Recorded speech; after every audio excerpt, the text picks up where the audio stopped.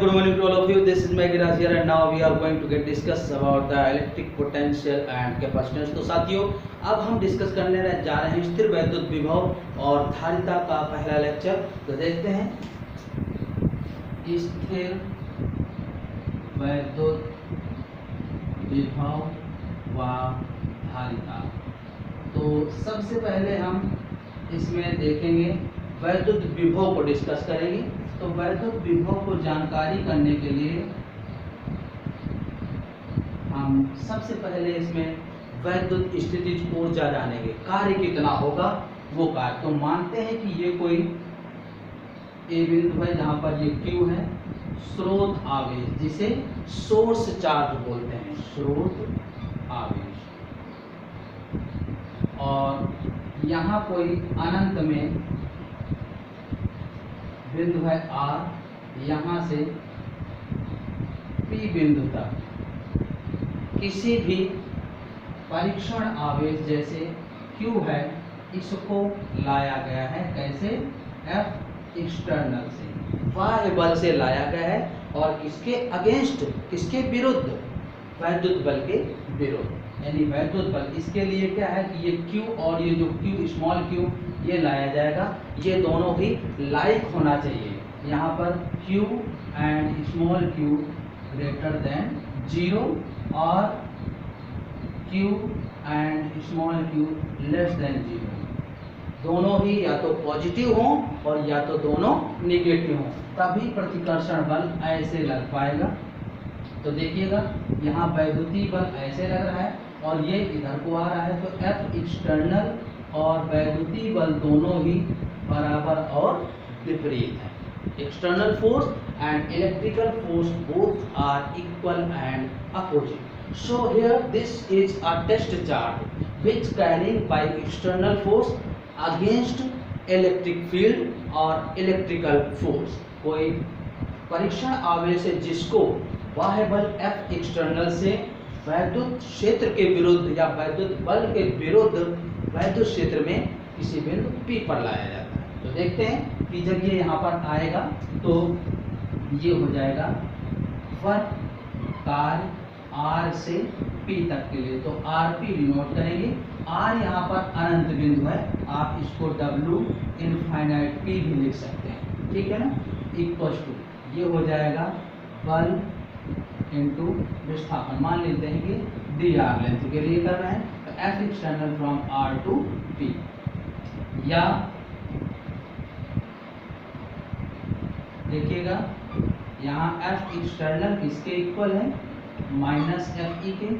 तो WRP आप ऐसे लिख सकते हैं R2P और माइनस FE dr, ऐसे भी लिख सकते हैं, ठीक है ना।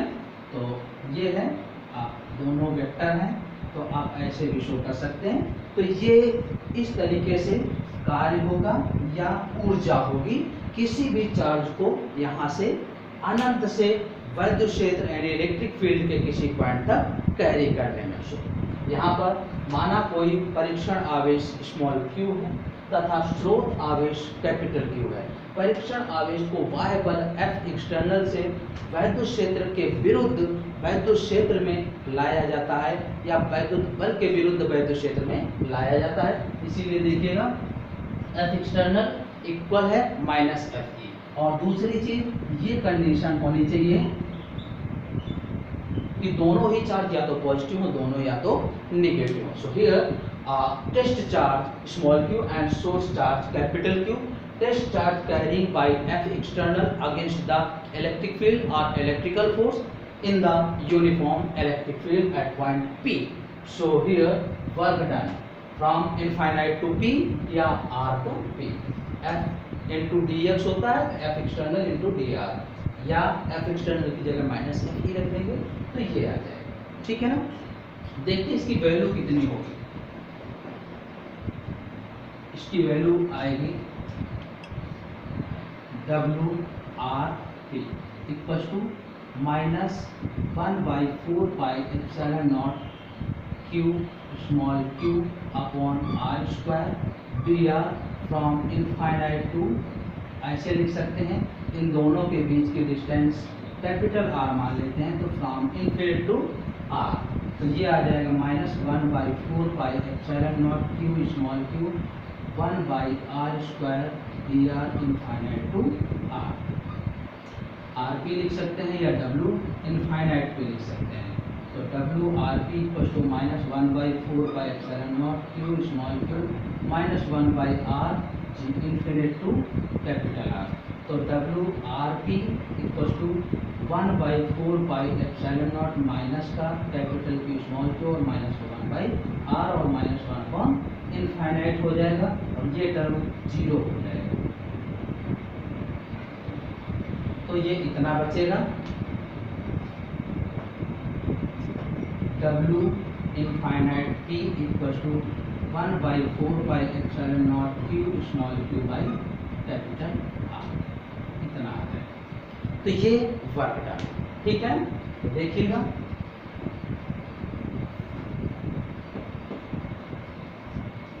ये वर्क डन आया इनफाइनाइट से इलेक्ट्रिक फील्ड तक लाने में। दूसरी चीज पोटेंशियल क्या होगा, पोटेंशियल होता है या इलेक्ट्रिक पोटेंशियल या वैद्युत विभव V = W/Q। W मतलब वही W इनफिनिट P जो था, तो V = इसकी वैल्यू रख देंगे फिलहाल। अब देखिएगा इससे एकांक परीक्षण आवेश को अनंत से वैद्युत क्षेत्र तक लाने में हुआ कार्य वैद्युत विभव कहलाता है। एकांक अगर Q की जगह 1 रख दें तो V किसके आ जाएगा, W के बराबर। तो एकांक परीक्षण आवेश को अनंत से वैद्युत क्षेत्र तक लाने में हुए कार्य को वैद्युत विभव कहते हैं। The work done to carrying any test charge from infinite to electric field against the electrical force और electric field in per unit test charge is called electric potential. इसका यूनिट यानी मात्रक हो जाएगा जूल पर कूलाम या इसी को वोल्ट बोलते हैं, और इसकी डायमेंशन या बीमा हो जाएगी ml² t-2/80। तो ml² t-3a-1 एंड ये कैसी राशि है, यह अदिश राशि है, स्केलर क्वांटिटी है, क्योंकि वर्क डन यानी कार्य स्केलर होता है, अदिश होता है, इस वजह से ये भी स्केलर है यानी अदिश राशि है। तो देखते हैं ये तो बिंदु आवेश के कारण यानी पॉइंट चार्ज की वजह से पोटेंशियल आ गया। अब हम potential due two point charge, तो देखिएगा ये हमने क्या देखा, V = W/Q ये है।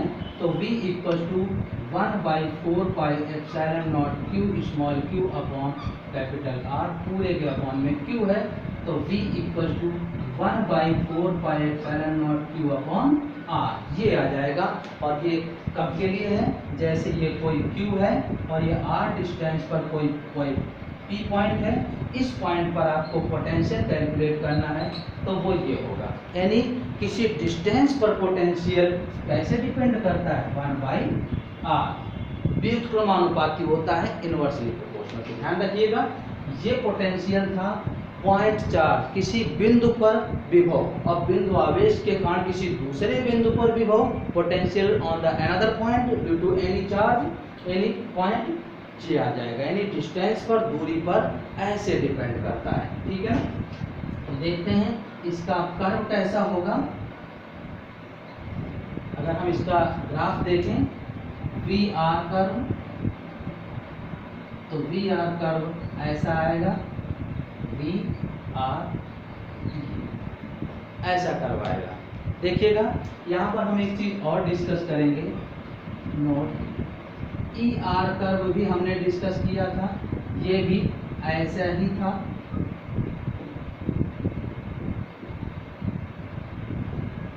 तो दोनों ही कर्व है, तो दोनों में से कौन सा सबसे ज्यादा स्लाइटली चेंजमेंट दर्शाएगा। तो देखते हैं, कंबाइंड वर्क दोनों का बनाते हैं curve E and V versus R, वाह, ठीक है ना। तो ये है E एंड B और ये है R, ठीक है ना। तो ये देखिएगा इलेक्ट्रिक फील्ड की जो वैल्यू है ये E है और ये B, ठीक है ना। यानी पहले वाली जो लाइन है वो इलेक्ट्रिक फील्ड के लिए है और ये पोटेंशियल के लिए है। क्यों? क्योंकि E इनवर्सली प्रोपोर्शनल R होता है और B इनवर्सली प्रोपोर्शनल R ऐसा होता है, ठीक है ना। जो वैद्युत क्षेत्र की तीव्रता है दूरी के वर्ग के व्युत्क्रमानुपाती होती है और वैद्युत विभव होता है दूरी के व्युत्क्रमानुपाती होता है। ओके, यानी electric field inversely proportional to the square of distance and electric potential inversely proportional to the distance. तो कॉमन कर्व ये होगा, यानी इलेक्ट्रिक फील्ड की वैल्यू पोटेंशियल के रिस्पेक्ट में ज़्यादा तेजी से घटती है, डिक्रीज करती है, देख रहे हैं ना ऐसे, क्योंकि R जब बढ़ेगी तो E का मान घटेगा, तो सबसे ज़्यादा किसमें घटेगा? इलेक्ट्रिक फील्ड के लिए। तो ये हो जाएगा दोनों का कंबाइंड का। क्लियर? अब हम डिस्कस करेंगे यहाँ पर जब कि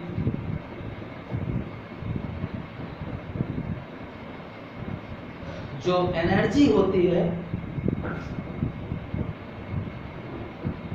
पोटेंशियल एनर्जी, ये कार्य के ही इक्वल होती है। यानी U अगर देखें R से P पॉइंट के लिए हमने देखा था तो UP माइनस UR और R इनफाइनाइट है तो हम इसको UP माइनस U इन्फिनिट लिख सकते हैं। ये डेल्टा U है और ये वही W इन्फिनिट P के इक्वल है, ठीक है ना। तो पोटेंशियल एनर्जी यानी स्थितिज ऊर्जा हमेशा प्रारंभिक और अंतिम अवस्थाओं पर डिपेंड करती है।